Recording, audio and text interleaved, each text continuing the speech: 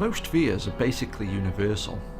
Death, taxis, zombie apocalypse, nuclear Armageddon. But once you start to fine tune it, and be that little bit more specific, it becomes way more interesting. From a shadowy figure walking past a window, to an unstoppable killing machine, or the good old killer dummy movie. Sure, movies have seen a lot of reoccurring trends over the years, from 3D, big sprawling epics, westerns, and movies where a small plastic or wooden dummy goes crazy and kills everybody. But like any good or influential trend, its reach is bigger than you'd expect. From the dawn of cinema with Lon Chaney and the Unholy Three, the humble, frightening figure movie subgenre sure does cover a lot of bases. Here are some of the highlights. 1978's Magic sees Anthony Hopkins play a struggling city-based magician who starts to make it big and gets the chance to be a television star. Maybe it's all thanks to a ventriloquist doll named Fats. Switching to the countryside, the bodies soon start to appear. It plays delightfully with traditional horror and psychological drama, all with a sensational score by Jerry Goldsmith. Showing the versatility of this type of film, Dead Silence from the director of Saw and Death Sentence ramps up the gore, but keeping the mystery and stylistic traits that make these films so enjoyable.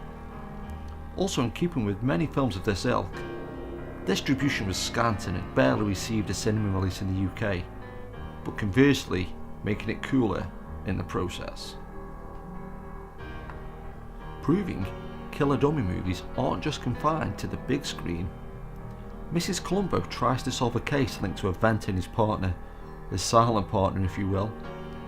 This episode is not only a successful entity, because the human counterpart is just as compelling as the non-living element in this double act, but it's a timely reminder just how much 1970s television could push the boundaries, and it must have freaked people out because it's still pretty scary today.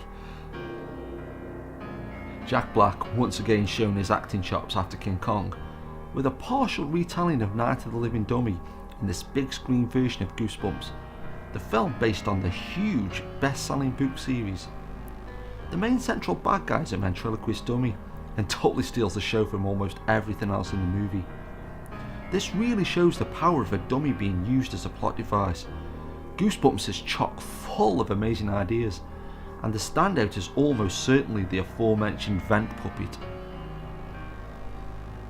Mr. Marbles from Seinfeld really is the icing on the cake when it comes to describing just how cool a technique like this is. At one point, one of the biggest shows on the planet could feature this really, in a way, simple plot device, but it remains one of the most memorable in all of the subgenre's numerous characters.